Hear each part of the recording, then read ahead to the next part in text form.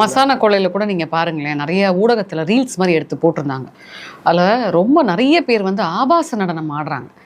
அது எவ்வளவு தப்பான ஒரு விஷயம். இப்போ கோவிலுக்குன்னு நம்ம சாமிகளுக்குன்னு சொல்லிட்டு அது ஒரு புனிதமான விஷயத்த பண்ணிட்டு இருக்கோம் அப்படின்னும் போது சில பேர் அங்கே ஆபாச நடனம் போடுறதுக்கான காரணம் என்ன? அது என்னன்னே ஒண்ணுமே புரியல. இவங்களுக்கு திருவிழா நடத்துறாங்களா?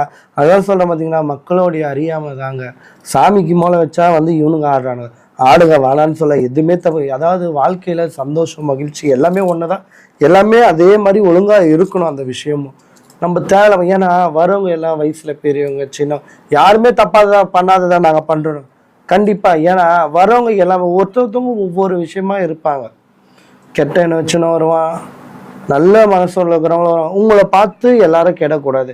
ஒருத்தர் பண்றதுனால ஒருத்தர், அதாவது சரி பசங்க தான் இப்படி இருக்காங்கன்னா வயசு பிள்ளைங்க பெண் பிள்ளைங்க வருதுல, அப்ப என்ன நினைக்கும், என்ன யோசிப்பாங்க, இவங்களாம் இப்படி இருக்காங்க அப்ப நம்மளும் அப்படி இருக்கலாம்.